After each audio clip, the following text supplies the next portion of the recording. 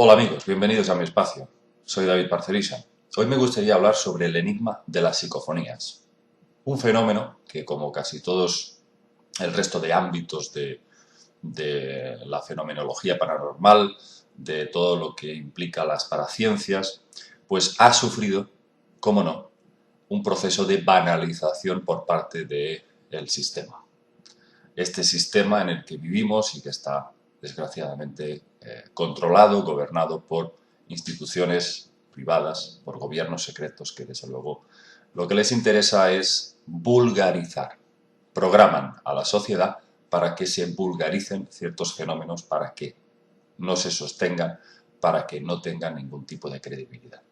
Entonces, desgraciadamente esto ocurre incluso en el cine, en la música, en todos los ámbitos culturales. Siempre llega un momento en que se hace burla, se hace una vulgarización, una campaña para ridiculizar absolutamente todo, para que el ser humano ya no se tome en serio nada y siga en ese proceso de autodestrucción a través de formas de ver la vida completamente absurdas. Para el goce de los sentidos, para disfrutar simplemente haciendo auténticas, hablando claro, gilipolleces. Entonces, en el campo del estudio de las paraciencias, sin duda, las psicofonías es un tema muy importante, es un tema absolutamente veraz, absolutamente comprobado por grandes científicos y que yo diría que se inicia este descubrimiento, o uno de los que podríamos decir que fue el padre de la transcomunicación instrumental, fue precisamente el pintor, músico y productor cinematográfico Friedrich Jurgenson, un señor de origen sueco y que casualmente el 12 de junio de 1959 en Estocolmo fue cuando el señor Jurgenson, mientras estaba grabando El canto de los pájaros en una campiña cerca de su casa, recogió un montón de voces que pertenecían, que él identificó con seres fallecidos, entre ellos su propia madre. Ahí fue cuando este señor empezó a ponerse en contacto con el físico e ingeniero Konstantin Raudiv, que este fue quien le dio, digamos, una dimensión más técnica al fenómeno, ya que hasta ese momento el señor Friedrich Jurgenson había utilizado magnetófonos, se valía de magnetófonos para hacer estas grabaciones, donde aparecían estas voces. Konstantin Raudiv le dio un giro pues completamente más técnico a la hora de obtener estas psicofonías. Hay muchísimos grandes científicos.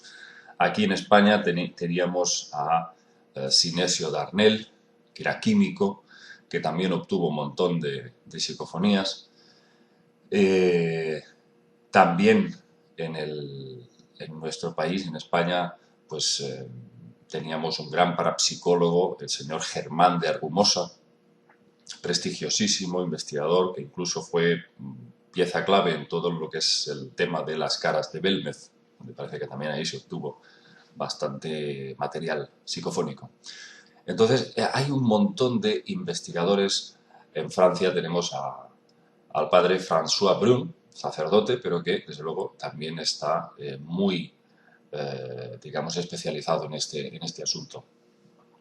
Entonces, yo me gustaría, antes de pasar a una serie de psicofonías que parece que pues también pude conseguir involuntariamente, sin buscarlo. Yo estuve en mis épocas juveniles pues muchísimos años intentando conseguir estas voces. Yo recuerdo pues meses y meses insistiendo, tanto grabaciones por ordenador como con un simple magnetófono, y sin embargo nunca tuve la suerte de obtener ninguna. Sin embargo, hace muy pocos años, mientras yo estaba grabando, como ahora mismo estoy aquí grabando este videoprograma, pues he tenido un par de incursiones psicofónicas, que luego os mostraré. Primero os voy a pasar una serie de psicofonías míticas aquí en España, obtenidas por investigadores como Germán de Argumosa, Sinesio Darnell, el grupo Hepta, hay un buen número de psicofonías que espero muchos de vosotros vais a recordar, obtenidas hace ya más de 20-25 años.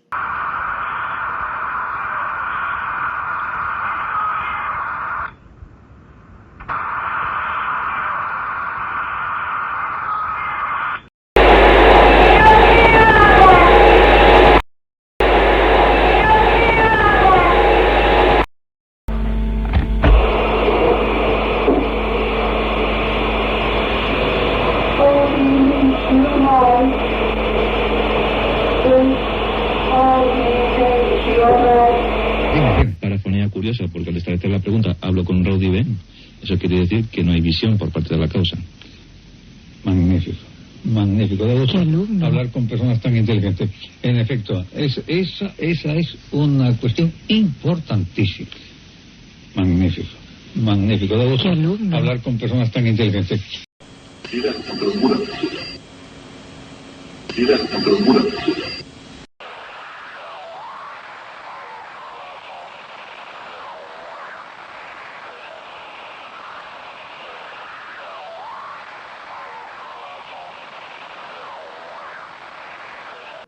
Lo más interesante de las psicofonías es que hay mucha gente que dice que podrían ser ecos del pasado, algo así como un remanente de ondas sonoras que han quedado como encapsuladas en el éter, entonces en un momento dado se hacen audibles.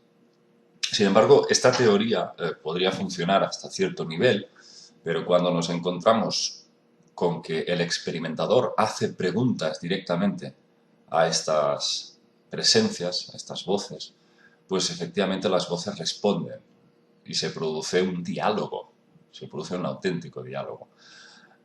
Más adelante podríamos hablar también del campo de la transcomunicación instrumental, que es precisamente lo que serían las psicoimágenes, que luego ya se presentan este fenómeno acompañado por imágenes. Generalmente se utiliza una cámara enfocada en el televisor con un circuito cerrado conectado a la cámara por detrás con la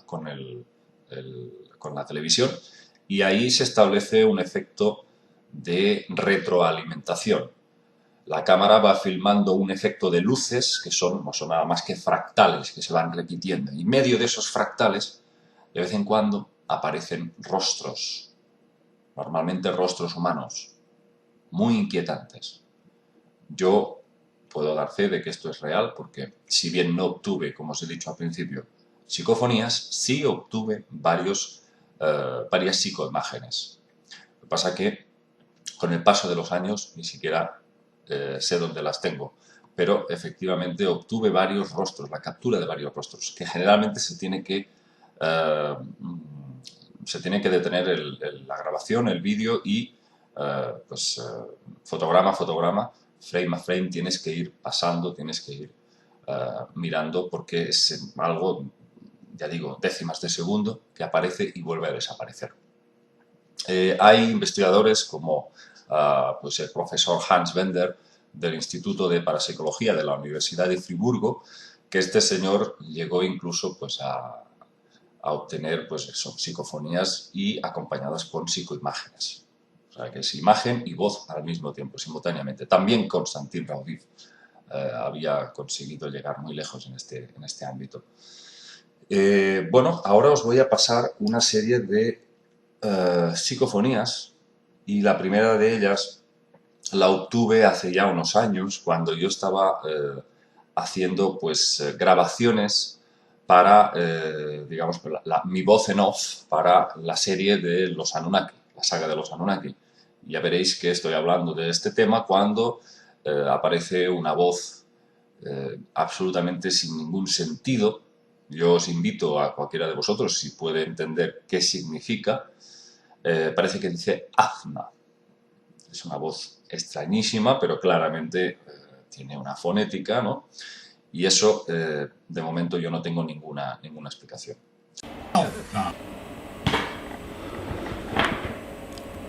Después de la creación de Adapa, Los dioses convivían con el hombre.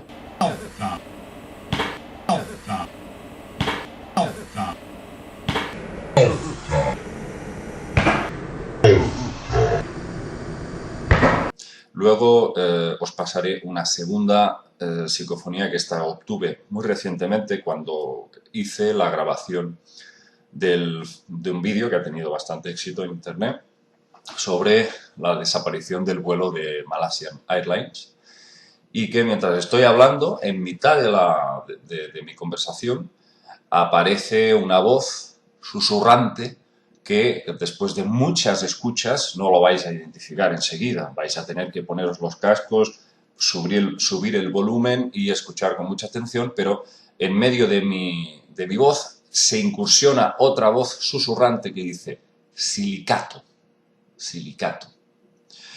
Aquí hay que decir que curiosamente estábamos hablando de que en ese avión de Malaysian Airlines desaparecido, pues habían una serie de miembros científicos de la empresa Scale Semiconductors, una empresa pues, norteamericana que llevaba en el avión pues, una serie de RFIDs, el famoso microchip.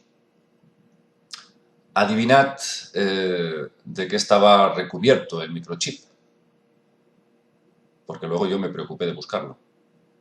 Pues nada más y nada menos que de cristal de silicato.